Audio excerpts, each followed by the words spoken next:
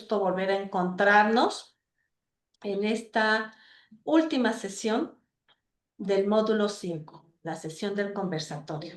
Es un gusto tener grandes invitados en este conversatorio, pero antes de comenzar, pues queremos que que compartan con nosotros un minuto de silencio eh, por todas aquellas víctimas de la tragedia que sucedió en el Puente de la Concordia y que, pues, lamentablemente ha cobrado la vida de estudiantes universitarios, uno de ellos de la FES. Entonces, si me acompañan, les pido que guardemos un minuto de silencio por las víctimas de la tragedia del Puente de la Concordia. Por favor.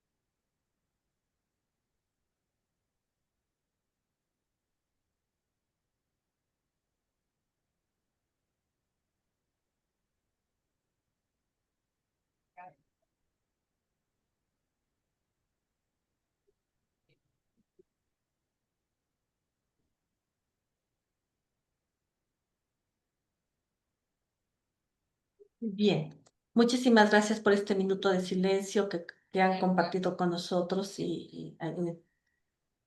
pues en contribución y solidarizándonos con las familias de las personas que han vivido esta tragedia de manera muy cercana. Empezamos ahora sí nuestro conversatorio y bueno, para ello va a estar el doctor Bernardo Antonio Muñoz Riverol conduciéndolo, quien es el coordinador del módulo 5 y tiene de invitados al doctor Gerardo Nieto López, al doctor José Antonio Pérez Islas y al doctor Jesús García Reyes. Doctor Bernardo, le dejo la palabra para que nos presente a los invitados, por favor, y bienvenidos nuevamente a todos. Cómo no, con mucho gusto, pues sí, siempre es impactante tener este tipo de noticias y con una alumna muy cercana a nuestra comunidad y bueno, pues vamos a iniciar este conversatorio correspondiente al quinto módulo de nuestro diplomado, el módulo Construcción Social de las Juventudes y Temas Emergentes, del Diplomado de Tutoría Integral y Acompañamiento. Quiero iniciar con un breve resumen para encuadrar el conversatorio y después procederemos a la presentación de nuestro gentil e interesante conversador y más adelante ya iniciaremos las preguntas detonantes de este conversatorio. El objetivo general de este módulo fue identificar las distintas concepciones teóricas y narrativas que socialmente se han construido acerca del papel de la juventud mexicana en un escenario global en lo económico, cultural y político.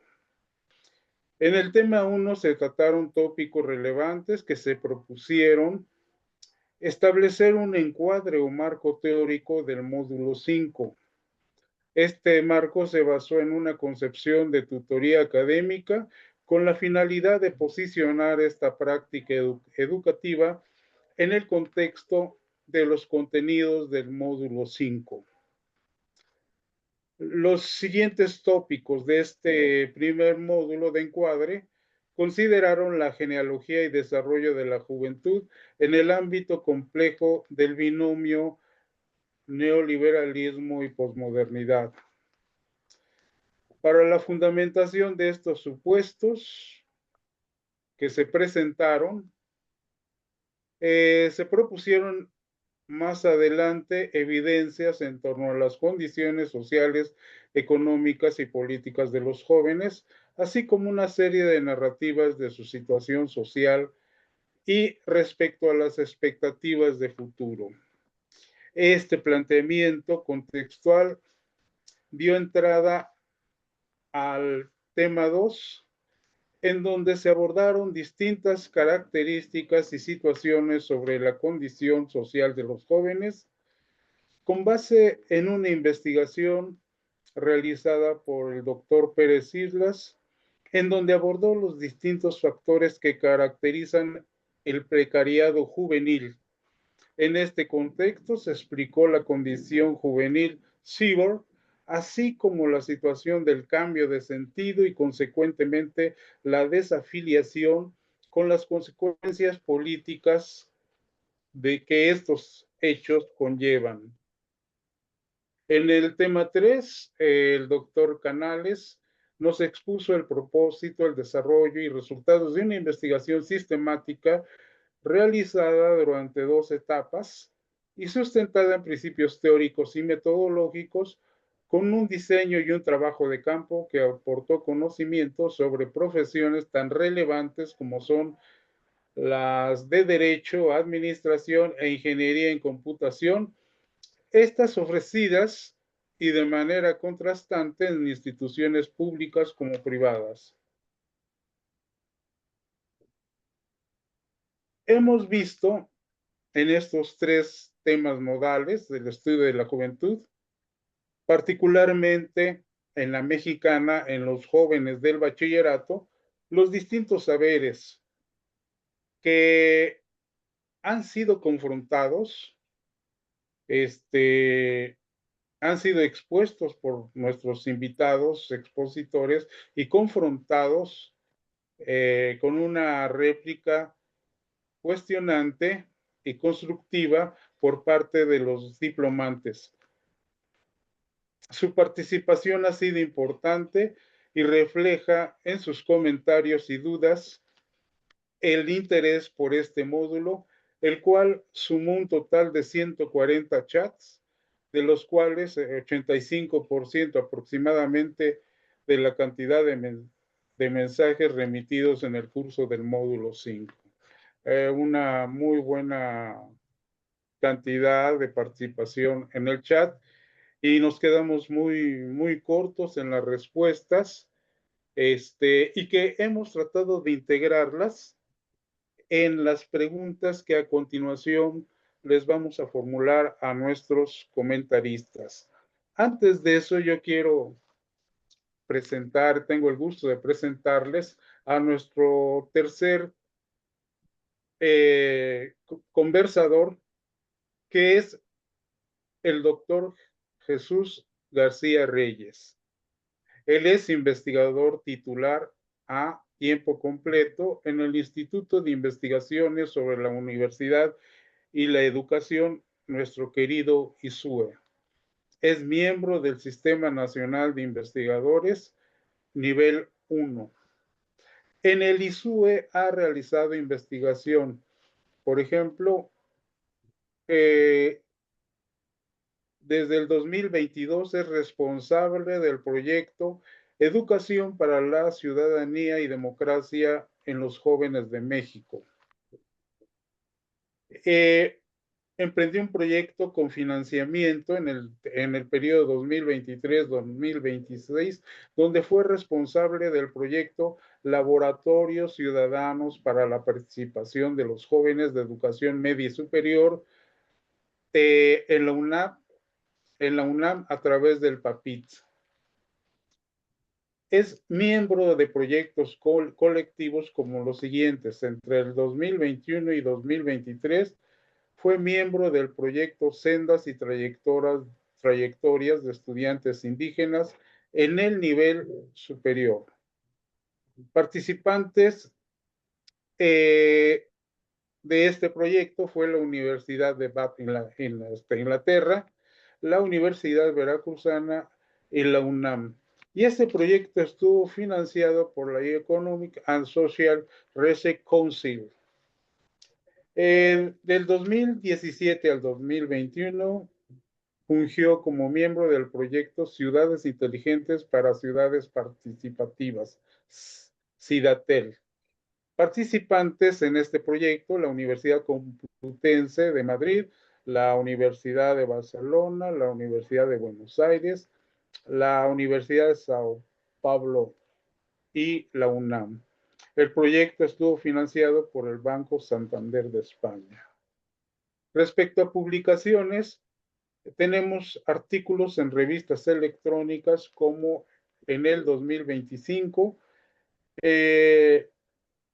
junto con Aguilar Neri Jesús, se publicó el artículo Tendencias en Formación Ciudadanas para el nivel medio en México y una propuesta desde los laboratorios ciudadanos.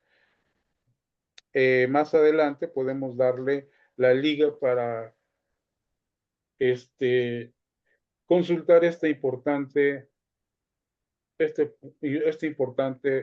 artículo. Respecto a capítulos del libro, en 2023 figura este libro del doctor García, Márquez A. García, factores que inciden en la percepción de la ciudadanía y la participación comunitaria de los jóvenes de 15 a 17 años en México. En coordinación, Blando M y Blanco R, la participación en espacios socioeducativos hacia una educación sostenible e inclusiva, publicada por Dickinson, y esta colaboración está entre las páginas 15 y 31.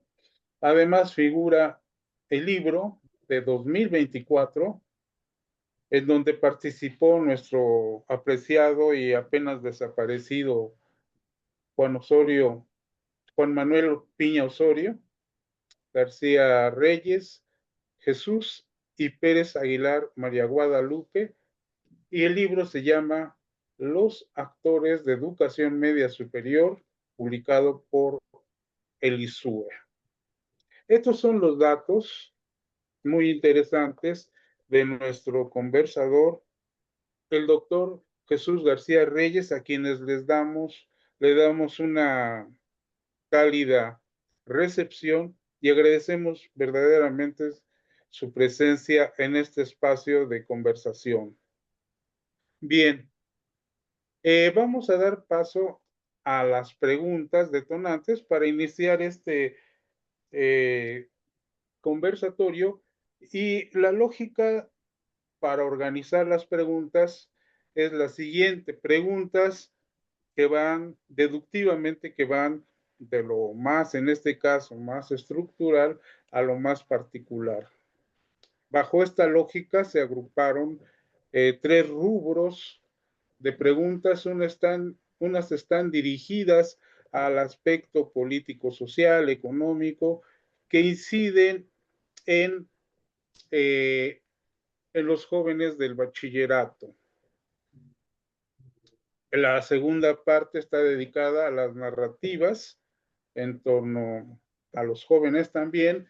Y la tercera decanta en algunas consideraciones, algunas propuestas, comentarios de la manera en que los tutores pueden aprovechar estos conocimientos y considerarlos, reflexionarlos y, si es posible, aplicarlos a su día a día en su trabajo tan importante de la tutoría en los planteles de la educación media superior de nuestra apreciada universidad. Muy bien, comenzaría con estas dos preguntas de posicionamiento. para el doctor Nieto. Primero, este sistema educativo universitario y de formación profesional está preparando a los jóvenes para los empleos del futuro en un contexto de automatización e inteligencia artificial, o los está formando para trabajos que pueden quedar obsoletos. Primera pregunta de posicionamiento. Segunda, fomenta la precariedad laboral, la fuga de cerebros de los jóvenes más cualificados, y qué futuro le espera a un país que no puede retener a su capital humano joven. ¿Sí? Vayan considerando, por favor, estas preguntas. Vienen preguntas para el doctor Islas. Primera, ¿cómo afecta la incertidumbre constante y la presión por triunfar en un entorno tan competitivo a la salud mental, como es el caso, la ansiedad, el estrés, etcétera, de la generación mejor formada de la historia? Y dos, está chocando la narrativa, entre comillas, del puedes lograr lo que quieras si te esfuerzas, se cierro comillas, con una realidad que limita severamente las oportunidades, generando frustración y desencanto. Estas son para nuestro apreciado doctor Islas, y para el doctor García Reyes. La desafección política de una parte de la juventud es una causa o una consecuencia de la falta de políticas que aborden sus problemáticas específicas, sus problemáticas específicas como la vivienda, el empleo, la educación, etcétera. Y dos, en un contexto de crisis climática y económica, están los jóvenes obligados a ser la generación que impulse cambios radicales en el modelo económico y de consumo para poder tener un futuro viable. Esas serían estas 6 preguntas repartidas en dos en cada uno de nuestros conversadores, y realmente la relación entre las preguntas puede conducirnos a respuestas integradores, o como ustedes gusten, están en la total libertad de abordarlas como ustedes lo consideren. Adelante, por favor. Gracias. Ok, gracias, doctor Muñoz Riverol. Un honor compartir este conversatorio con el doctor José Antonio Pérez Islas, con el doctor Jesús García Reyes y con el doctor Bernardo Antonio Muñoz Riverol. Un reconocimiento al doctor Germán Álvarez Díaz de León, porque nos compartió el hecho de que a nivel de la Universidad Nacional, la dependencia de la que es titular se hace cargo de la planeación, la coordinación, el seguimiento y la evaluación del proyecto de reestructuración del programa institucional de tutoría, que me parece que es un gran salto. Con relación a la pregunta que amablemente me formula el doctor Riverol, creo pertinente plantear el análisis muy rápidamente en términos de que, por un lado, una preocupación constante y central de los padres de familia y de las y los alumnos, aún en las etapas tempranas de su formación que tienen que ver con el bachillerato universitario y también en el nivel de licenciatura, tiene que ver con esta construcción del futuro profesional. Y hay una discusión permanente que tiene que ver con la empleabilidad y el empleo. Es decir, las instituciones educativas están formando de manera consecuente a los jóvenes en las aulas. Luego entonces, a la hora de insertarse en el mundo laboral, eh, ¿cuáles son los datos que nos pueden significar parte de la problemática compleja que tenemos? Y el tema, pues, es ya un asunto que borda en la zona de frontera de algunas de las ciencias, la económica, y el problema que tenemos no es propiamente de empleabilidad, es decir, nuestros egresados tienen completa su formación, pero se enfrentan a una variable de la ecuación que no está funcionando, y esta variable tiene que ver con la macroeconomía del crecimiento. Y después hay otro tipo de cuestión también muy eh, clara, que lo detectan organismos como la OCDE. No es el único organismo que lo hace, pero sí cuando identifica las características de del mercado laboral de las profesiones en México, y detecta dos problemas estructurales: uno de cualificación, es decir, que nuestros egresados están por encima de los requerimientos del mercado laboral, porque en términos de oferta agregada de empleo, la mayoría de los espacios disponibles en la economía real están ofertados por las micros, pequeñas y medianas empresas, y solo 13% de los empleos tienen que ver con grandes empresas que son intensivas en inversión y desarrollo.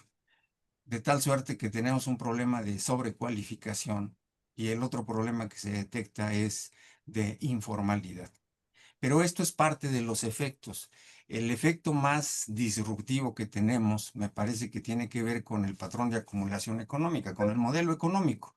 Un modelo que no es virtuoso propiamente para crecer, para generar nuevos activos, y que sí lo es para multiplicar las ganancias en el llamado circuito de la economía financiera. Es decir, la deriva financiera del modelo económico es un problema estructural que hace que, a nivel de lo que se mueve en la economía real, es decir, donde están los trabajos, no crezcan. Si nosotros hiciéramos una observación rápida del comportamiento del Producto Mundial Bruto de las últimas 4 décadas, veríamos una línea que oscila entre 1,5 y 3,5%. Pero si vemos la línea que nos ofrece los derivados financieros, es decir, la economía de papeles, es una línea que crece ad infinitum, de tal suerte que el tamaño de la economía real actualmente debe estar, debe caber alrededor del 21 o 22 veces en el tamaño de lo que está moviendo la economía financiera, es decir, la economía casino. Arriba los grandes magnates inyectan dinero, y a veces en cuestión de horas obtienen dinero prima, más dinero. Hay un proceso de acumulación que no conecta con el proceso productivo. Y aquí tenemos una gran locura del modelo, de tal suerte que lo que nosotros tenemos enfrente es una necesidad, me parece, desde la educación y desde la tutoría, desde la práctica profesional de la tutoría, de encontrar la narrativa correcta alrededor de qué es educación.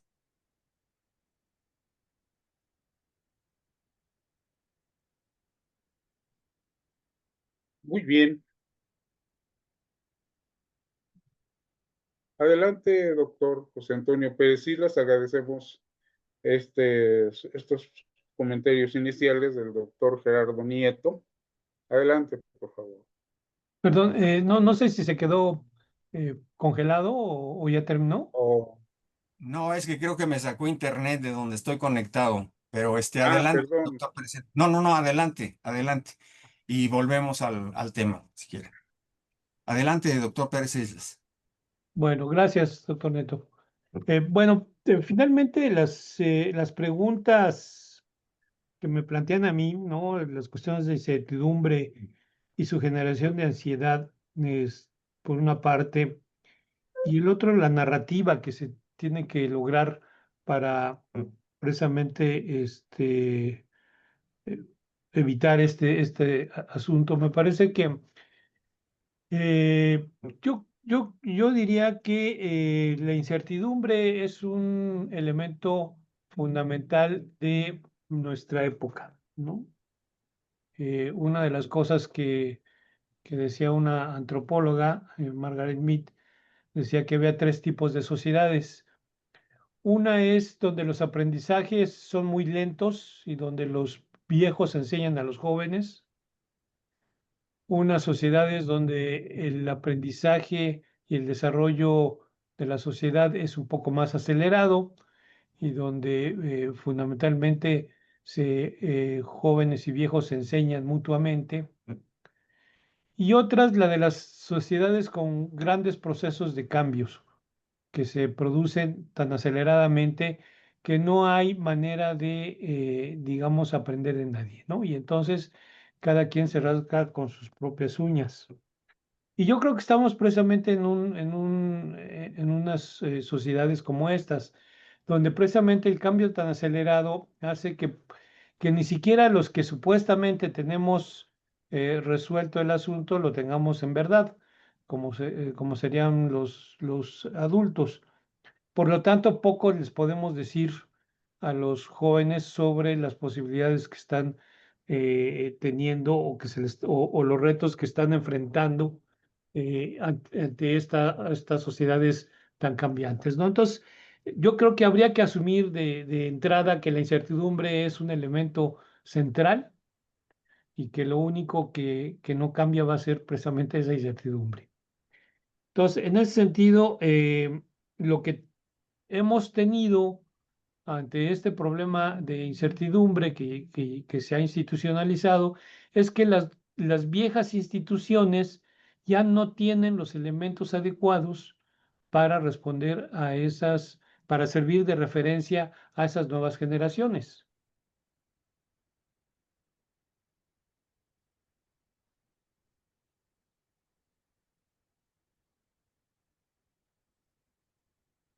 Su micrófono, doctor. Doctor, Ah, doctor, es que ya se me, apagó por ahí el micrófono. me Gracias. apagaron el micrófono.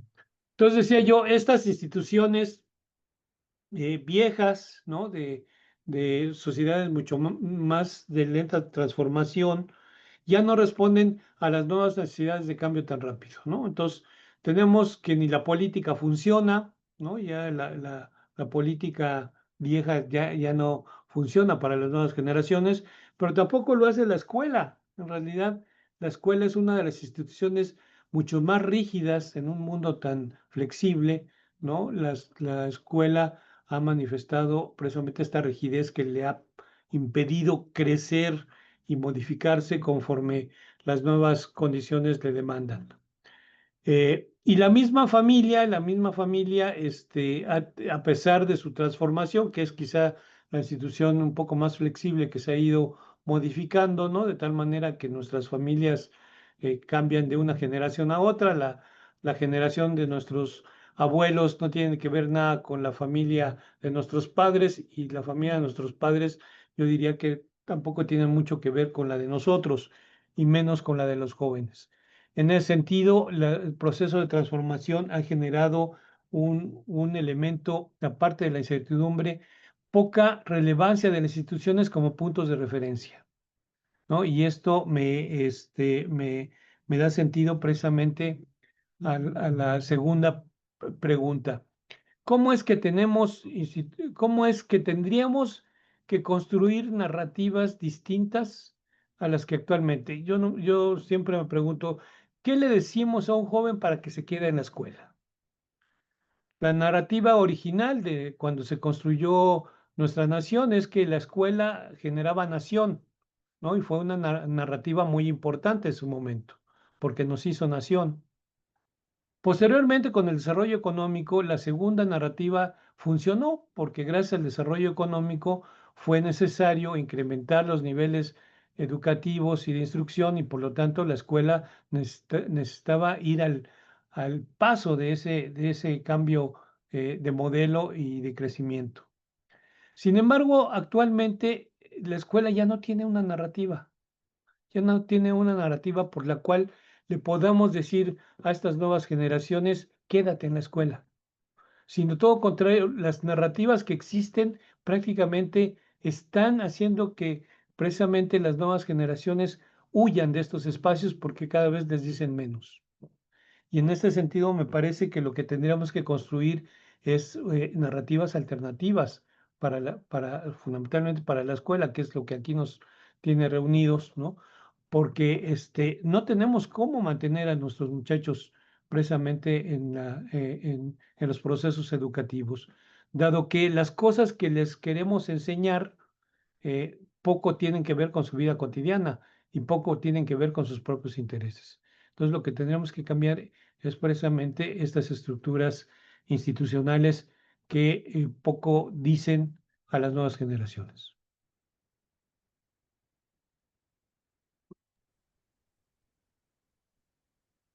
Yo ya. ¿Tienes apagado tu micrófono, Bernardo? Ahora soy el que tiene apagado el micrófono.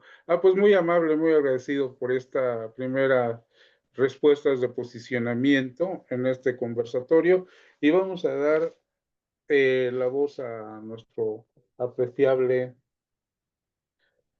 tercer conversador, que es el doctor Jesús García Reyes. Adelante, por favor, doctor. Muchas gracias. Antes que todo, agradezco mucho la invitación a la que me han estado aquí junto con los doctores José Antonio, junto con el doctor Bernardo y el doctor Leonardo. Ha sido un placer y es un placer estar aquí con ustedes. Bueno, respecto a las preguntas que se me han hecho, yo comparto las ideas de los dos primeros este, ponentes. De entrada, la pregunta esto de la desafección con la política de los jóvenes, pues me parece que hablamos de una paradoja que vivimos en la actualidad, ¿no? Una paradoja en donde el mundo joven es el que más se muestra, el que más se estimula en los medios de masivos de comunicación, el que actualmente ya ni siquiera el INEGI quiere saber cómo se está midiendo esto de las edades de los jóvenes. Antes había las edades de los jóvenes empezaban a los 12 años y terminaba a los 18 años, ahora ya está de los 12 hasta los 55 porque todo el mundo quiere ser joven. Entonces se estimula demasiado esta idea de que los jóvenes lo de hoy, ¿no? Hay que ser influencer, hay que estar a la moda, hay que seguir a los modelos que están dentro de la música, pero cuando hablamos ya en cuestiones en donde las instituciones tienen que responderle al joven, como el caso de la política, desaparece. La política, por lo menos en nuestro país, desde hace mucho tiempo ha olvidado a los jóvenes o solamente los han tomado como el momento Que para la te elección. metas, sí, eh, y eso ha provocado que los te jóvenes metas. se encuentren totalmente alejados de la política institucional. Pero va a Porque la venir política existe y la política se sigue manteniendo en la vida cotidiana, sigue habiendo discusiones por parte de los jóvenes, y antes sigue de habiendo temas que son importantes para la agenda política juvenil, pero que esto lo tome en cuenta lo que llaman la institución como los partidos políticos, los políticos de carrera, es casi nulo, ¿no? En ese sentido, solamente se le llama a los jóvenes cada vez que se buscan las votaciones o solamente como la imagen publicitaria de que quieren refrescar a la política desde una imagen juvenil, lavar la cara de que son otros, y pero en el fondo siguen siendo los mismos que solamente manipulan a un sector juvenil como imagen.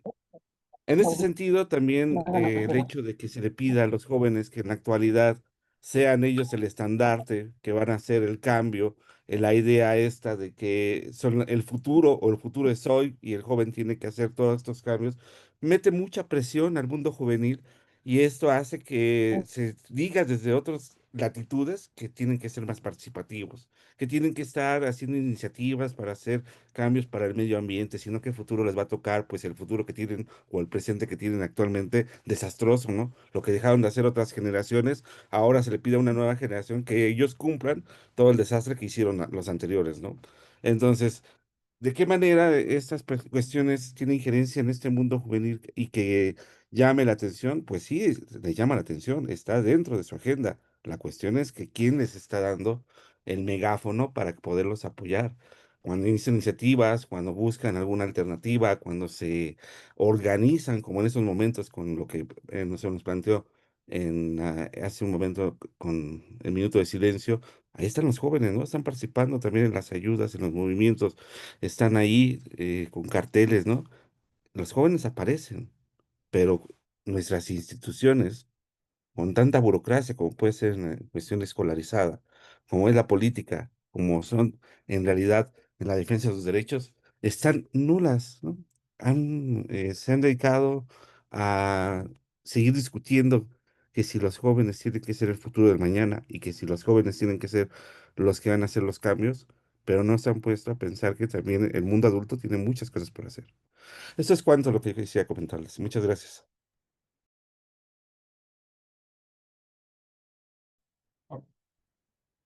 El micrófono, doctor Riverol. Aprovechando, precisamente lo apagué porque había cierta interferencia durante la exposición del doctor Jesús García y aprovecharía el momento para convocar a que vigilen bien sus micrófonos, que estén apagados para poder escuchar sin interrupción pues toda la exposición de los interesantes conversadores que tenemos. En ese sentido, doctor Gerardo Nieto López, parece que se quedaron por ahí algunas cosas en el tintero. Sí, por alguna razón el internet en donde estoy conectado no es tan bueno. Bueno, aquí el reto me parece, el reto fundamental me parece el de construir la narrativa correcta para las personas tutoras y para las personas educadoras, porque hay un conjunto de paradigmas que confrontados con un contexto complejo y un entorno cambiante, resultan por lo menos significativas en términos de si son pertinentes o no en las condiciones del presente. Y aquí aludo a dos cuestiones que de alguna o de otra manera están presentes en este asunto de la ruptura entre el poder y la política, el poder, la capacidad de llevar a cabo las cosas y la política, la capacidad de definir una serie de directrices fundamentales. Bueno, pues ya no hay esta conexión tal y como lo plantea Bauman y Bordoni. Y lo estamos viendo en parte de la problemática que se manifestó hace unos días en Nepal con el llamado movimiento que abanderó la generación Z por el hecho concreto de que el gobierno prohibió el uso, como lo venían haciendo, de las redes sociales en un contexto muy comprometido con problemas estructurales, políticos, económicos y de otra naturaleza. Y nuevamente planteando el tema de este asunto de la incertidumbre, yo lo aterrizaría también como parte del concepto de estado de crisis que trabaja muy bien Bauman, en el sentido que nosotros veníamos de una concepción de crisis que se adaptaba muy bien al funcionamiento de los ciclos, de tal suerte que uno tocaba a fondo y había una etapa de recuperación, de auge, y después venía otra vez el descenso, ¿no? Bueno, pues nada, que el estado actual de las cosas hoy es el que uno nace, se desarrolla, madura y muere, y la crisis nunca se fue. Es la parte de la consideración que tiene que ver también con la incertidumbre. Y otro de los asuntos fundamentales que me parece que están provocando esta concepción de ruptura permanente que tenemos. Por un lado, tenemos una sociedad con un conjunto de juventudes muy dinámicas que están haciendo cosas y tenemos instituciones muy rígidas, lentas, lentísimas para cambiar. De tal suerte que tenemos un problema, cómo procesar el cambio en un contexto institucional que tiene estructuras y que están ancladas a una suerte de perniciosa inercia. La sociedad marcha a una velocidad muy dinámica y las instituciones tardan mucho en procesar los cambios. Y esto me lleva, y con esto concluiré esta parte, a plantearnos si el modelo de universidad que tenemos en México y en América Latina es pertinente para construir futuro en términos de lo que se está desarrollando hoy en el mundo y las características que tienen las nuevas generaciones. Porque uno de los datos que uno tiene para valorar si nuestros sistemas son o no pertinentes en el contexto global y local es el flujo de estudiantes internacionales. Y cuando uno revisa estos datos, uno observa que América Latina no pinta, las instituciones de educación superior de América Latina y de México no pintan, no son atractivas a este flujo de estudiantes internacionales. Y este flujo de estudiantes internacionales sigue concentrando en las grandes universidades de América del Norte, de Europa y algunas de Asia. Es cuanto por el momento, doctor. Gracias, doctor Nieto. Yo haría extensiva esta reflexión del doctor Nieto hacia nuestros conversadores, el doctor, iniciando con el doctor Jesús García y luego con el doctor Pérez Islas. ¿Cómo ven este asunto al respecto? Gracias. Bueno, desde el punto de vista, estoy de acuerdo con lo que se menciona. La universidad tiene que también tener cambios, ¿no? Ya no es este lugar que anteriormente se pensaba como el resguardador del conocimiento con sus bibliotecas, ¿no? Ahora ya la adquisición de los conocimientos se puede hacer de manera inmediata con el uso de las redes y con el Internet.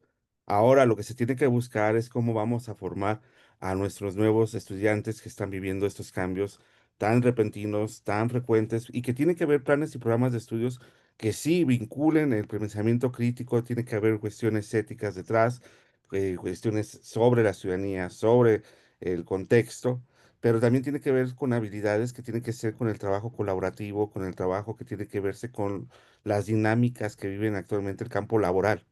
Y en estas circunstancias estamos viviendo una atomización de lo que son los estudiantes, ¿no? Por un lado, se busca que después de la pandemia se vuelvan a reintegrar, pero no estamos considerando cuáles son las necesidades del estudiante, cómo lo está viviendo, no sabemos ni quiénes son, por lo menos en la UNAM no tenemos datos de si tienen algún problema, discapacidad, de dónde son sus orígenes, están pero pues muy superficiales, no profundizamos en nada sobre ello.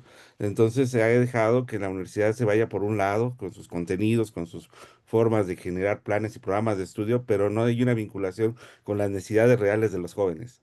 Bueno, entonces, un poco regresando a lo que habíamos planteado en un inicio, estas instituciones que se han basado en la burocracia son lentas, que no han permitido tampoco y se han permeado de hacer una barrera con lo que realmente son, en este caso, la comunidad universitaria, ¿no? Y no solamente de la comunidad de estudiantes, sino también de los propios docentes, cómo están viviendo estos cambios, cómo se están viviendo también estos traslados de las disciplinas y se están integrando con otros elementos que tienen que ver con la interdisciplinaridad, con la transdisciplinaridad, y que en esto, y que no se ha estructurado, por lo menos en las universidades públicas, que coadyuven a que trabajar y colaborar entre sí.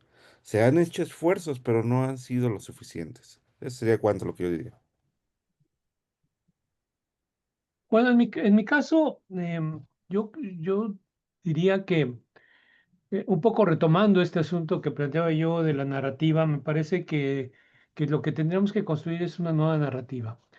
Y horadar y destruir las narrativas que están construyéndose a partir de un éxito que parece que lo haces tú solo, ¿no? Esto que me preguntaban originalmente, para que tú puedas hacer lo que quieras, puedes lograrlo desde donde tú quieras. Y lo cierto es que no, más bien, lo cierto es que no es cierto, porque me parece que prácticamente uno de los elementos que nos ha ido, que se nos ha ido olvidando es que nadie se salva solo, ¿no? Y que el éxito no se logra solo.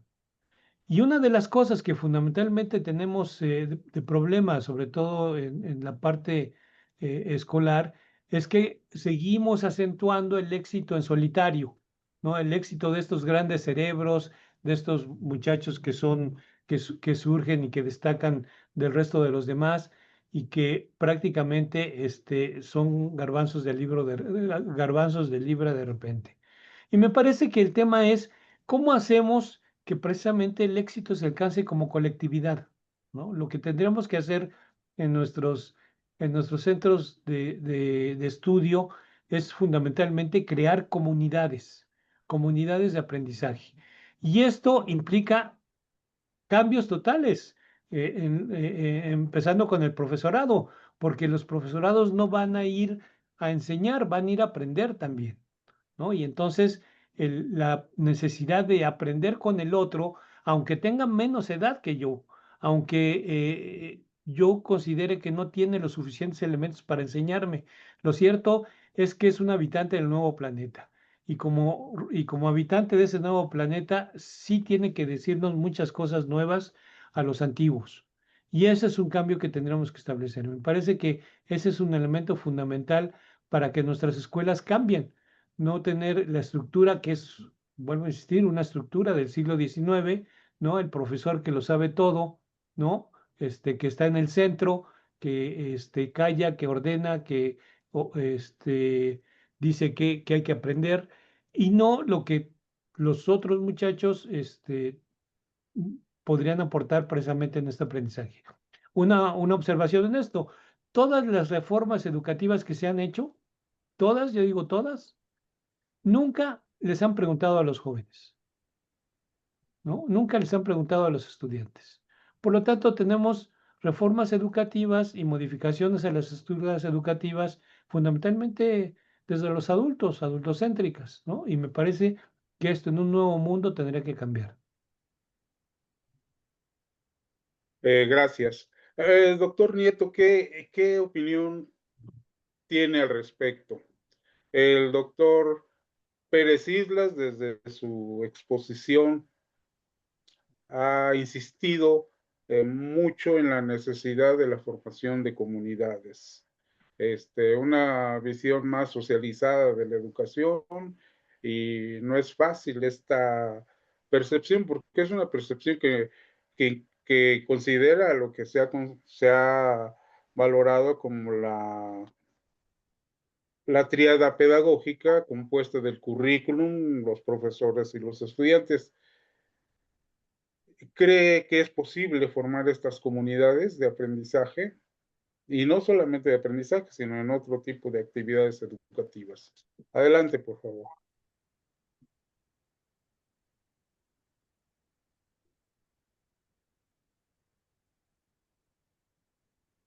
Doctor Nieto, parece ser que se nos Perdón, apagó perdón, perdón, es que estaba el micrófono eso, apagado. apagado. Y decía que no solo es posible, yo creo que es necesario y hasta urgente, visto desde una perspectiva macro, diríamos que tenemos problemas porque no crecemos y los tendríamos si crecemos bajo el patrón que tenemos de consumo, de crédito y de temporalidad de las cosas. Porque crecer de manera desmedida, porque esa es parte de la obsesión, es acabar o comprometer los recursos de las siguientes generaciones. Además, no dan los recursos del planeta. El planeta tiene recursos finitos y la dinámica obsesiva del crecimiento implicaría tener por lo menos 3 planetas completitos con sus recursos. De tal suerte que nosotros necesitamos pensar de otra manera las cosas, no crecer como lo hemos hecho. Tenemos problemas porque no crecemos lo suficiente, y si creciéramos lo suficiente bajo las mismas reglas del hiperconsumo, pues tendríamos otros problemas. Hoy se están instalando en el análisis temas como el del decrecimiento frente a fenómenos que también están instalando las derechas en el mundo, como el llamado ecofascismo, que tiene que ver con esta idea de que sobre el planeta somos muchos y que parte de la solución implicaría el eliminar a los prescindibles. Estas ideas exóticas y extremas, pues no lo son tanto a la luz de el nuevo pensamiento que está echando raíces y que está emergiendo en varias partes del planeta. De tal suerte que una de las alternativas tiene que ver con esta construcción teórica de la transición ecosocial, es decir, una suerte de regreso a los orígenes, que no es renuncia al avance científico y tecnológico, sino de recuperar sobre todo comunidad. Y pongo el ejemplo de la economía. Hay países como Alemania, como España, en donde el peso de la llamada economía social y solidaria es significativa en términos o en proporción del Producto Interno Bruto. En México, de acuerdo a la cuenta satélite de INEGI, el peso de la economía social y solidaria llega apenas al 2,1% como producción del producto en su conjunto. Es algo minúsculo. Y esto es importante a la hora de analizar problemas de empleo profesional o parte de la dinámica que tiene que ver con lo que estamos viendo, este nuevo patrón de inteligencia artificial que se está posicionando. No hay desaparición del trabajo, lo que hay es una transformación dinámica del trabajo. Pero en esta emergencia hay efectos disruptivos muy fuertes y el sistema no tiene mecanismos de compensación, de tal suerte que hay desplazamientos voluminosos de personas formadas. Y aquí tendríamos nosotros que analizar las cosas en conjunto con otro factor que me parece importantísimo, que es el factor demográfico. En un mundo que envejece, particularmente el norte global, en un mundo que envejece, uno de los factores de disputa son los jóvenes.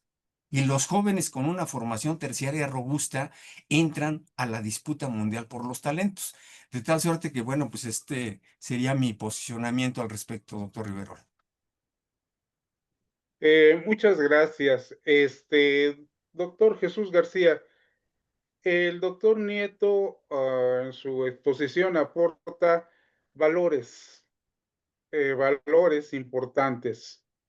Eh, ¿Usted considera como experto en formación ciudadana que la ciudadanía, la formación ciudadana ya está considerando estos valores importantes como serían los valores ambientales, la educación ambiental, la, la no violencia, este,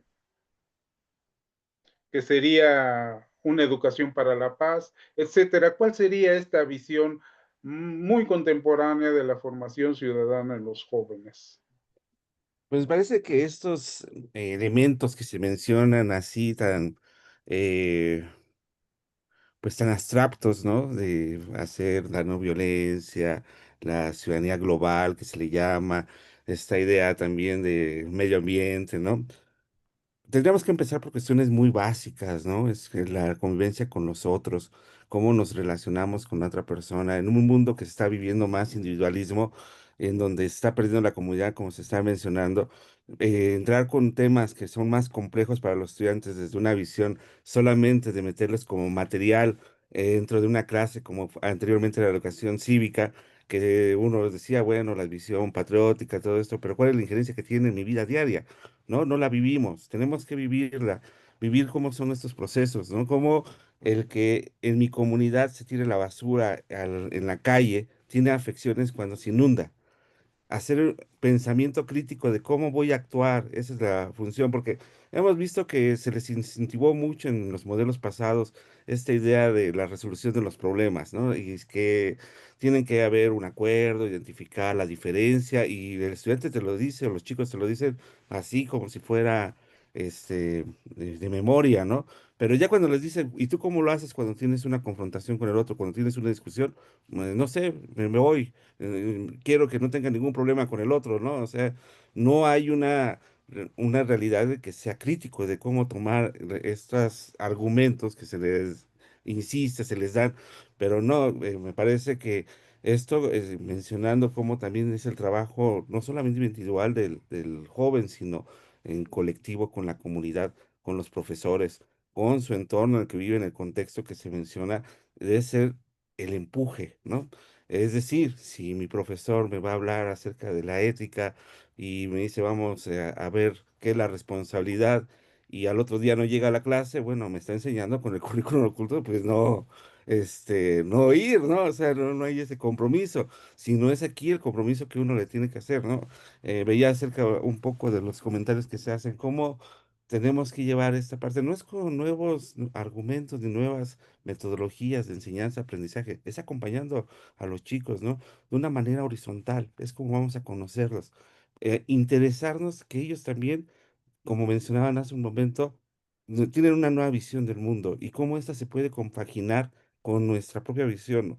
No es imponerle mi visión al otro, sino más bien compaginarla y de aquí aprenderemos los dos conjuntamente a cómo vamos a hacer la solución en nuestro contexto que es cambiante y cada vez se vuelve más agresivo y violento. Eso es cuanto. Gracias. Muy gentil por esta exposición, que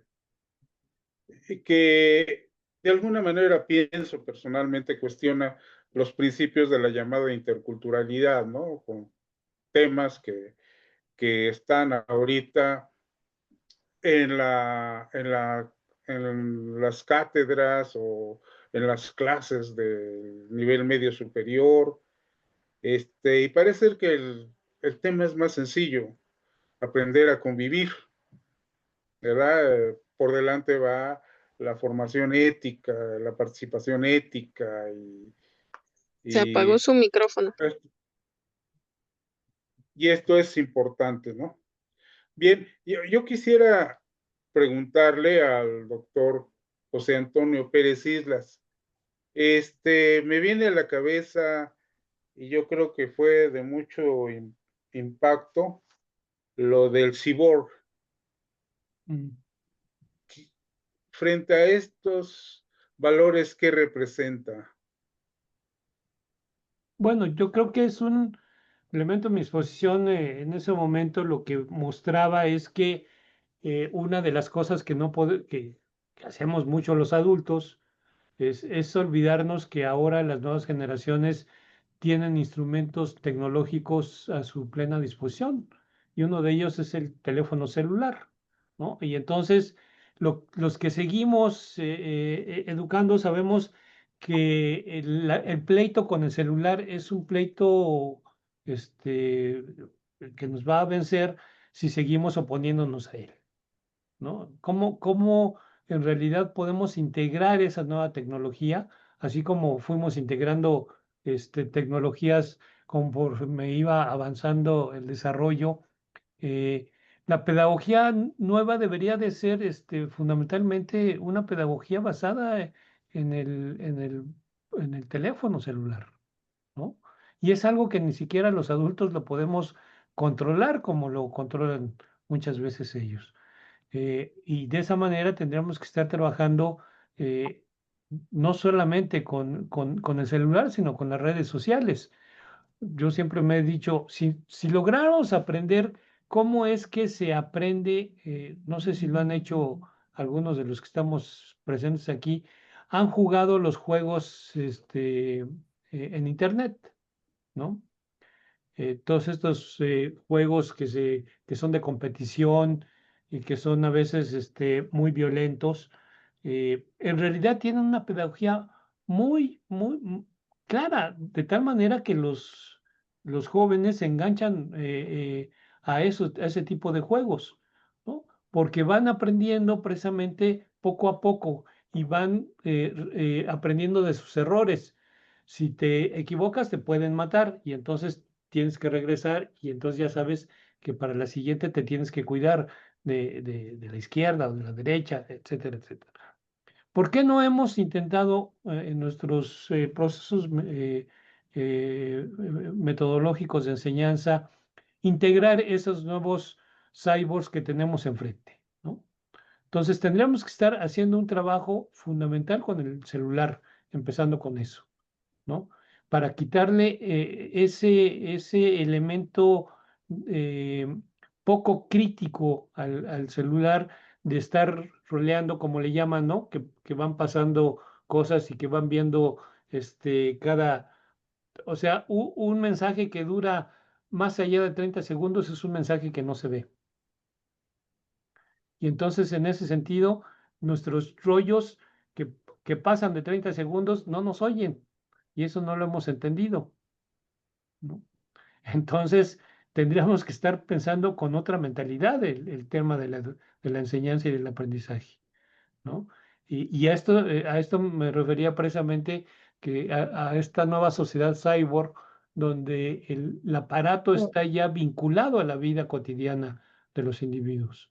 Y creo que tendríamos que hacer uso de eso. Es como si en algún momento siguiéramos pensando que el lápiz es el instrumento pedagógico central, ¿no? Y el lápiz ha dejado de ser un instrumento pedagógico hace muchos años. Hasta ahí lo dejaría. Gracias, muy gentil. Doctor Nieto,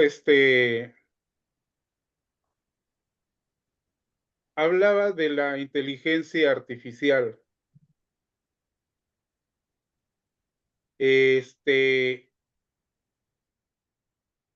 ¿Qué proyección tiene esta inteligencia artificial en, en el currículum, en la formación de los profesionales universitarios?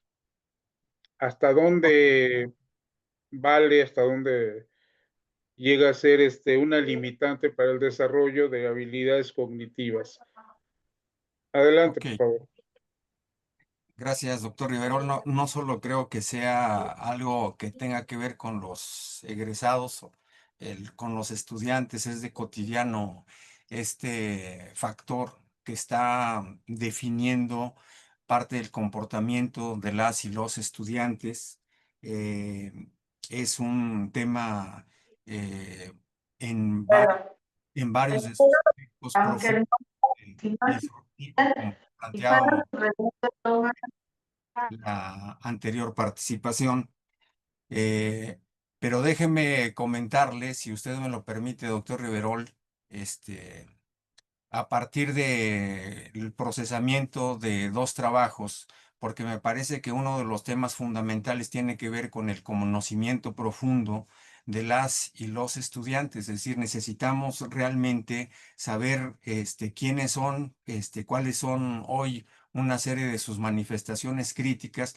Ya el doctor Pérez Islas nos está aludiendo al uso intensivo del celular que se refleja en parte de de la calidad de sus trabajos en lo cotidiano, en el aula y todo eso.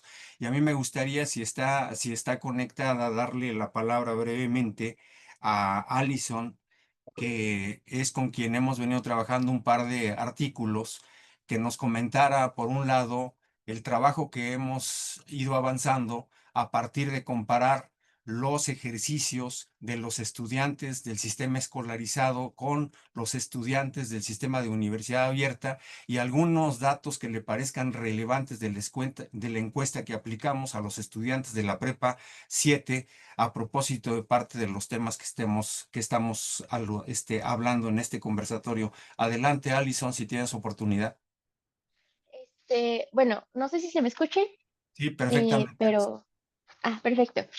Bueno, como ya lo comentaban, precisamente este tipo de situaciones del uso del teléfono se ve reflejado de manera brutal en los trabajos de los chicos que entregan. En el caso del escolarizado, pues son generaciones mucho más jóvenes, son chicos entre los 18 y 20 años que están acostumbrados a la inmediatez del teléfono en cosas muy simples que deberían de ser básicas ya para este punto, como lo son la ortografía, la redacción, la escritura, son cuestionables precisamente porque el teléfono ya tiene el autocorrector, porque no importa si escriben algo mal, si acortan una palabra, si acortan el qué, cómo, cuándo, con simples letras para poder hacerlo más breve. Y al momento de pedirles un trabajo un poco más riguroso, pidiéndoles expresar su opinión, no saben hacerlo. Pero pese a ello saben adaptarse. Se les dificulta principalmente hacer síntesis de textos, por lo que ya venían comentando antes, que justamente ya este tipo de IAs les dan toda la información sintetizada y ellos no se toman el tiempo o la libertad para poder procesarlo de manera autónoma, sin necesidad de un refuerzo externo. Al contrario, con los trabajos que han entregado los de sistema abierto, precisamente porque son generaciones mucho más pues viejas, no tienen tanto conocimiento, tanto contacto con toda la tecnología y la inmediatez como lo tienen los chicos de escolarizados, y sus trabajos son un poco más detallados. Incluso cuando les piden datos concretos, ellos mismos tienen información precisa respecto a ello y no necesitan estarlo buscando. Al contrario, con los chicos de escolarizado, que sí tienen que buscarlo, les preguntan algo, les preguntan un tema en concreto y se les dificulta, tienen que investigarlo en internet o con una guía precisamente para poder tener información de eso y ya no tienen como el conocimiento por sí mismos, ni tampoco se esmeran en buscarlo en un libro. En el caso, por ejemplo, esto también se ve reflejado incluso con al momento de pedir trabajo, como ya lo mencionaban. Me ha tocado ver incluso en situación personal chicos que en su currículum ponen eh, viñetas o modismos muy juveniles como el XD, una carita feliz pero con signos, y son pues son un poco cuestionables porque no pueden poner ese tipo de situaciones, ese tipo de cosas para poder solicitar trabajo. Y esto se ve reflejado principalmente también cuando se tienen que pues poner en el mundo laboral. En Perfecto, el caso, Alison. por ejemplo, ¿Y algunos resultados de la encuesta de la Prepa 7, los que te parezcan más relevantes y cerramos este comentario?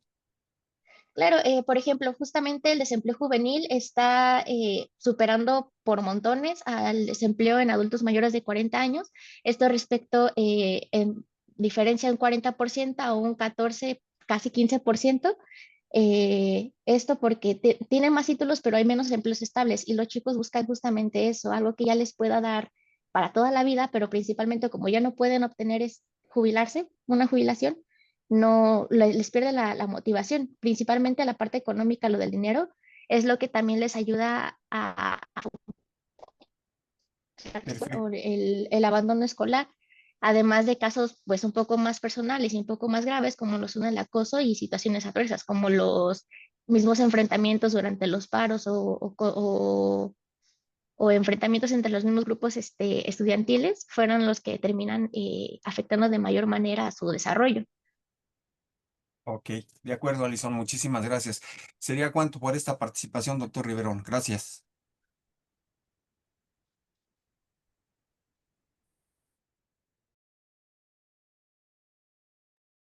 Muy bien, muy interesante este ejercicio llevado a cabo y en Prepa 7 y agradecemos esta participación de Alison Ruiz. Vamos a pasar a la parte de la tutoría. Si me permiten, les voy a preguntar a nuestros conversadores las siguientes preguntas. ¿Cómo podemos, como tutores, distinguir entre los discursos estigmatizantes de la juventud? Por ejemplo, los jóvenes no quieren esforzarse, entre otras, así como las realidades que viven nuestros estudiantes. Esa es la primera pregunta. La segunda, ¿de qué manera las narrativas mediáticas sobre juventud en riesgo, entre comillas, influyen en la percepción que tenemos de nuestros tutorados? Serían estas dos preguntas, por favor. Adelante. Vamos a empezar con el doctor José Antonio Pérez Islas, por favor. Bueno, yo creo que de alguna manera todos estos discursos estigmatizantes a que te refieres, siempre han existido. Yo recuerdo mucho, hicimos un estudio hace años sobre la prensa cómo se referían a los jóvenes previo al movimiento 68, y entonces uno revisaba los textos de la prensa y entonces los jóvenes eran el futuro, el prometedor presente, la esperanza de México, etcétera, etcétera. Pasado el movimiento 68, ¿no?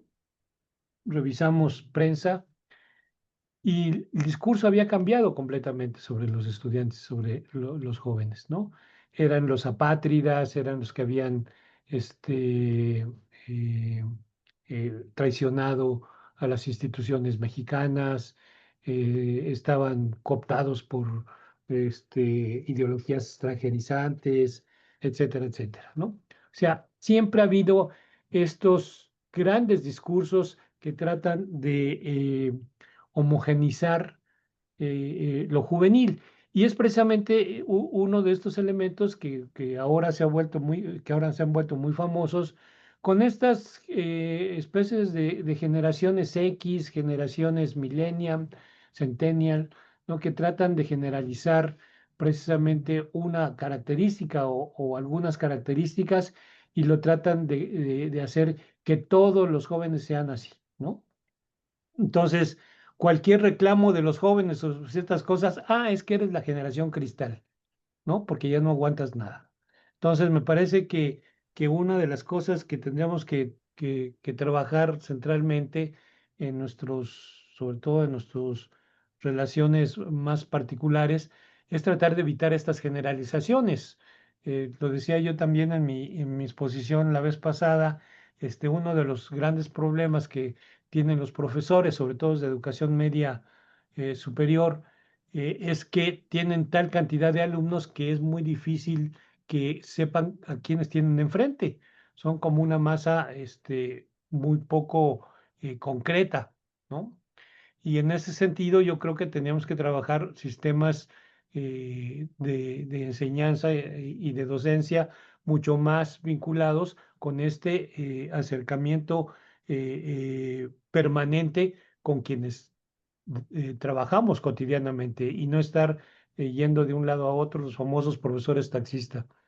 Entonces, me parece que ahí hay que hacer un cambio central, ¿no? En la manera de contratar y de trabajar precisamente para que tengamos, y creo que es uno de los elementos que quizá la tutoría podía ayudar mucho, en que no estuvieran ahora sí tan generales que no entiendan que tienen a Juan, a Pedro, a Martita, a Guadalupe sentados enfrente, ¿no?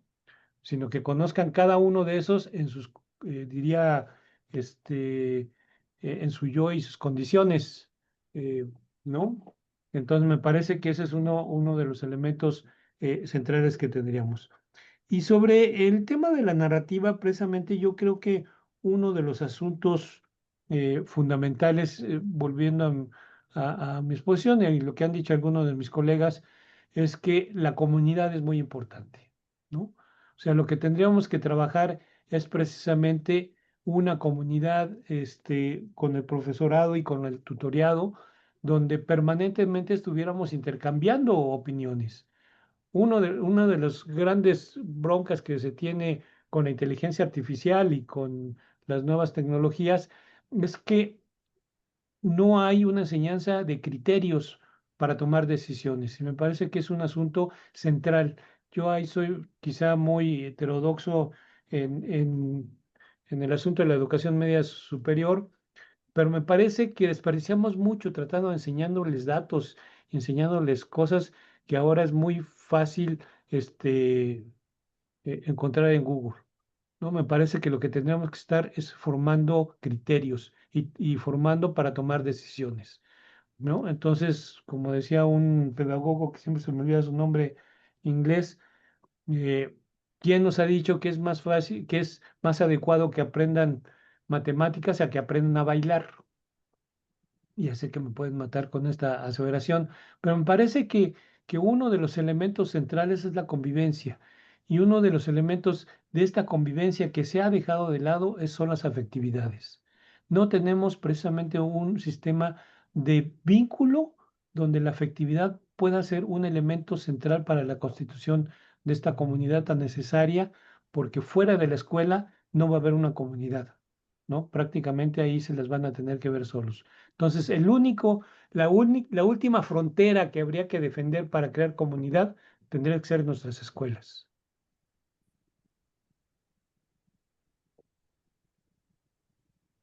Muy bien, muchas gracias. Vamos a escuchar al doctor Jesús García. Adelante, por favor. Sí, muchas gracias. Bueno, en esta reflexión, pues me retoma mucho, hace un momento hablaban acerca de un antropólogo, y de este tema de la comunidad antropóloga Marimita. Yo estaba pensando en Levi-Strauss, cómo esta cuestión de la comunidad es muy fuerte.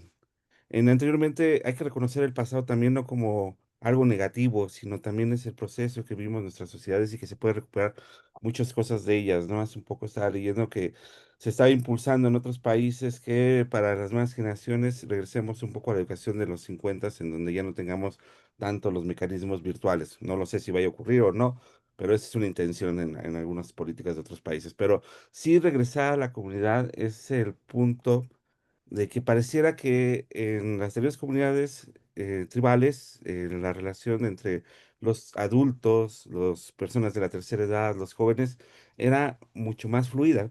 Ahora hay unas confrontaciones, ¿no? El mundo de la tercera edad también parece como si ya fuera los desechos que ya no se quieren ver porque ya están en su parte clímax de la vida, ya no queremos, ya no son productivos porque este sistema necesita gente productiva. El mundo adulto está ensimismado en sí mismo, y mientras que el mundo de los jóvenes vive las tensiones de ese tránsito hacia el mundo adulto y está en una pugna completa. Se ha vuelto media superior el campo de batalla, ¿no? Entre quién tiene la razón, si los adultos o los jóvenes. Y entonces, por un lado está la generación de concreto, por el otro lado está la generación de cristal, cuando tendrían que ser lazos de convivencia los que se tendrían que establecer, comunidades en la escuela. Ahora lo que se propone es esto de que sea el estudiante el centro, donde la comunidad lo acompañe, donde el profesor lo acompañe, donde el sistema y que se está al lado del el contexto se esté acompañando a los jóvenes. Como bien lo decían hace un momento, los jóvenes sigue siendo el tema fundamental para la economía, pero ahora que ya vamos en un desacelere de crecimiento para el 2050, donde ya se piensa que ya no va a haber tantos jóvenes, ya no vas a poder sostener un país. ¿Qué va a pasar con esos jóvenes que se fomentó un profundo individualismo? ¿Qué va a pasar con estos jóvenes en donde se incrementó esta idea de las competencias en poner que yo soy mejor que todos y tú no, y todos somos mejores, y entonces quién no es el que es mejor, ¿no? Siempre hay una pugna ahí. Hay que regresar entonces a la comunicación, a la cuestión horizontal que había planteado hace un momento. No, no tanto la empatía, sino la comprensión con el otro. Tanto el mundo adulto tiene problemas, también tiene sus propias condiciones, sus propios mandatos, sus propios pesos sociales que le da un sistema, como también el mundo de los jóvenes. Y no porque son generaciones más pequeñas, no tienen tantos problemas como el mundo adulto, ¿no? También tienen sus propios problemas, como decía en un inicio de esta charla, a este momento histórico que estamos viendo, que se le ha pedido un peso significativo el ser joven, pues tiene estos mandatos que ha generado que tengamos una representación acerca de la juventud demasiado exigida, demasiado presionada, que tiene que crecer y que tiene que ser el motor del cambio. En este sentido, me parece que hay que repensar que el papel de la tutoría no es totalmente académico, sino también es un momento en donde se puede revincular el, el apoyo, lo que antes sería este proceso de enseñanza como el maestro, que no solamente te va a enseñar a los temas que vas a aprender dentro de la escuela, sino también es un acompañante contigo que va junto con el aprendiz haciendo una relación horizontal de propios conocimientos y propias dudas, ¿no? Este replanteamiento tal vez de hacer esta pregunta, respuesta de ambos, seguir dándose sus propios ánimos ante un contexto tan adverso, ¿no? Socializar con ellos, involucrarse. Esto no quiere decir que ahora yo también tengo que ser joven para estar dentro de este mundo, sino comprenderlo de qué va, cuáles son las circunstancias que tenemos en nuestras problemáticas en contexto que en muchas ocasiones son muy semejantes desde puntos de vista y horizontes que nos lo está dando, ¿no? Porque tenemos problemas con la violencia, tenemos problemas con el medio ambiente, tenemos problemas con la contaminación, con el tráfico. Ahí están. Solamente es escucharnos nuevamente que hemos perdido eso en esta sociedad que se ha vuelto una sociedad del silencio. Muchos medios de comunicación, pero ya cuando nos vemos cara a cara ya no tenemos nada que decirnos. Ese sería mi comentario. Gracias. Doctor Nieto, por favor. Gracias, doctor. Seré súper breve. Me parece que las narrativas permanecen dependiendo del sector que las observe, juventud como peligro o amenaza, juventud como víctima, juventud emprendedora, juventud como agente de cambio, dentro de la propia universidad, juventud de élite, juventud académico de excelencia, juventud activista o política, juventud en crisis o precaria, juventud diversa y contracultural. El tema es que esa permanencia contrasta con un mundo que ya cambió y hay una serie de fenómenos interesantes que deberían de estar planteando el foco sobre aspectos que me parecen relevantes. Por ejemplo, el tema de la concentración de la matrícula universitaria. Si uno observa el comportamiento de la matrícula universitaria hoy en el 2025 y hace el mismo ejercicio con la que existía en 1990 o el año 2000, uno encuentra la misma tendencia de concentración de la matrícula universitaria, como si no hubiese de por medio 3 o 4 décadas. Aquí el problema es por qué, si el mundo ya cambió, las y los jóvenes siguen eligiendo bajo los mismos parámetros. Me parece que hay temas sobresalientes para reflexionar alrededor de la práctica profesional de la tutoría y de la orientación. Gracias. Pues ya se nos fue el tiempo, ya estamos a 4 minutos de terminar. Como en este módulo ha sucedido, tenemos por ahí preguntas, inquietudes muy válidas, muy interesantes, muy concordantes con las distintas temáticas y los puntos de vista bastante fundamentados de 3 investigadores que no solamente se han dedicado a la docencia, sino que tienen obra escrita a nivel nacional y a nivel internacional. Entonces, verdaderamente ha sido un banquete, un gusto, por lo menos tener estas distintas versiones para este módulo 5. Quedan muchas cosas todavía en el tintero, queda mucho ruido y quedan también muchas reflexiones. En ese sentido, pues ya terminamos este módulo con el agradecimiento al doctor José Antonio Pérez Islas, muchas gracias al doctor Jesús García y también para el doctor Gerardo Nieto, ¿no?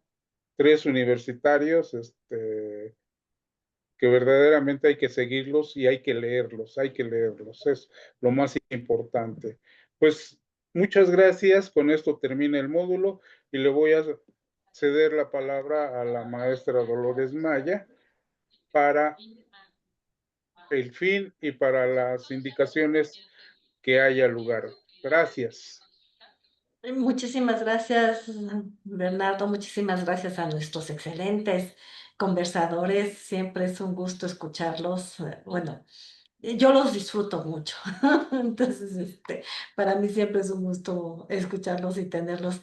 Y espero que nuestros participantes del diplomado también los hayan disfrutado, que se hayan quedado con muchas dudas, con muchas inquietudes, porque esa es la intención que tenemos, generar inquietud en ustedes para que empiecen a indagar también sobre estos temas, empiecen a buscar más respuestas, no solo las que aquí se dan. Y bueno, nos despedimos no sin antes, tenemos un anuncio que darles. Y para ello le doy la palabra a Miguel Agustín. Creo que tienes alguna indicación, Miguel, Muchas por gracias. favor. Sí, sí, compañeras y compañeros, a todos los asistentes que nos están acompañando también a través de esta reunión y a quienes también están en esta transmisión, les tenemos una noticia en voz, cámaras y micrófonos de el doctor Germán Álvarez Díaz de León, director general de Orientación y Atención Educativa, a quien saludo en esta noche y les digo, doctor, muy buenas tardes. Adelante. Gracias, pues muy buenas noches. Me permito distraer su atención después de este banquete. Realmente tengo que disfrutar mucho a nuestro García, a Gerardo Nieto, y que sigue José Antonio Pérez Isla. Son expertos. Y me parece que su sencillez plantean cosas muy profundas. Dejaron tarea a todo el mundo llevar a casa. La buena noticia es que la Universidad Nacional Autónoma de México ha decidido el día de hoy formalizar que la Dirección de Orientación y Atención Educativa se hace responsable del programa tutoría. Todo el mundo sabe que de manera, pues, modesta, haciendo muchos esfuerzos, trabajando mucho, el equipo maravilloso de Wendy Bautista, Dolores Maya, me falta todo el equipo, pero bueno, están todos presentes. Ese equipo durante esos meses no solamente recorrido las escuelas, tratando de sensibilizar y entender la problemática de los tutores. El diplomado es prueba de ello.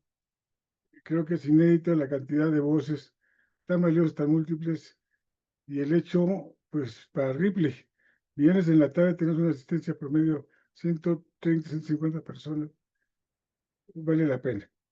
Me parece que la universidad confía en esta dirección y pues la noticia es muy buena. La universidad tiene un brazo, un hombro donde estudiar tiene dos brazos, la orientación y la tutoría, para que los alumnos sepan que esta universidad está con ellos, que tenemos a los mejores en este país, tanto en tutoría como en orientación, haciendo un gran esfuerzo para todas esas cosas y inquietudes que han escuchado el día de hoy, pues tratar de buscar soluciones concretas. Los tutores muchas veces bajo condiciones muy adversas hacen su trabajo. Nos queremos invitar a toda la comunidad, lo haré formalmente, a que participen en la construcción de los lineamientos de tutoría. Porque la tutoría nos pertenece a todos. Es un proyecto que sí, efectivamente, a cargo de la DGOE, pero vamos a respetar los esfuerzos que se han hecho en todos lados por dar la tutoría con los recursos que hay. Yo quisiera agradecer particularmente a José Antonio Pérez Islas, al cual respeto y quiero mucho, a nuestro Jesús García, que es de Gerardo Nieto, y de mi querido Bernardo Antonio Muñoz, esta sesión de trabajo. Son gente muy calificada, muy sencilla, y eso me fascina. No tienen las pretensiones y las payasadas. José Antonio nos ha acompañado, que es una autoridad moral en este país. Qué decir de Maestro García también, de Isue. Gerardo Nieto es alguien que de manera consistente y sistemática, en un seminario que ha enriquecido también la mirada de los orientadores y los tutores. Y Bernardo, que es el santón de la dependencia, el gurú, pues nuestro, tiene la sabiduría de los años, de la reflexión, de la lectura. Yo quisiera darle las gracias a Lolita, a Wendy, a todo el equipo que hace posible esto. Y hoy oficialmente ya tenemos a cargo la tutoría. Hemos tenido todos los meses de trabajo, tenemos ya mucho material y vamos a demostrar a esta universidad y a sus alumnos que vale la pena que los escuchemos, los escuchen ellos también. Agradezco a todos su atención, les deseo muy buena noche, tengan un bonito fin de semana largo y pues no deja de acongojarnos la pena de los sucesos recientes donde falleció una camarada nuestra.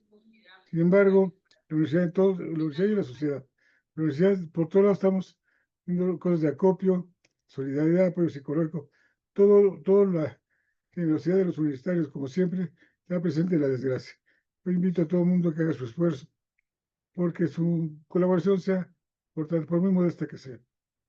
Agradezco mucho a los invitados, a los tutores, a los organizadores. Gracias a todos.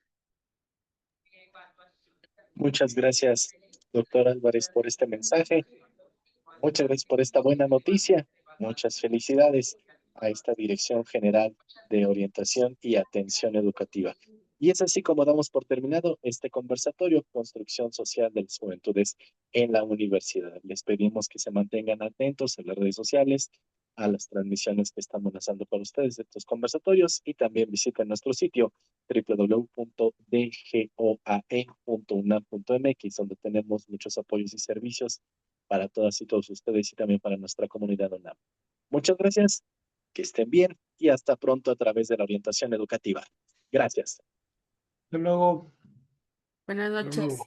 Gracias, saludos. Buenas noches, buenas noches. Saludos. Muy buenas noches, muchas gracias. Gracias, buenas noches. Gracias, buenas noches.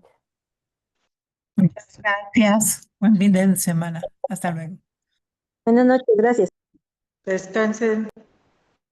Igualmente. Gracias. noches, disfruten el fin de semana y las fiestas patrias. Eso mero. Saludos, Leonardo, que no te perdone, y Pedro Contra. No, siempre los nombres, si no veo la pantallita, Bonita no. noche, feliz Cometo fin de errores semana. que son involuntarios. Como saben, son un estupendo equipo y que tenemos muchísimas cosas que demostrar a nuestra. Ahora que ya tenemos oficialmente el mandato, nuestro sitio va a ser maravilloso, van a ver. Claro que sí, doctor, vamos a estar apoyándonos también en lo que sea. Gracias, gracias. Así será, doctor, así será. Tenemos que darle, le estamos dando duro. Ahora le vamos a dar más duro. Eso mero. Pues yo les deseo tengan unos muy merecidos días de descanso, porque viene mucha chamba.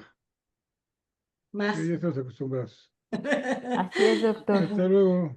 Ya no Hasta luego, sentimos doctor. ya no sentimos lo duro, sino lo tupido.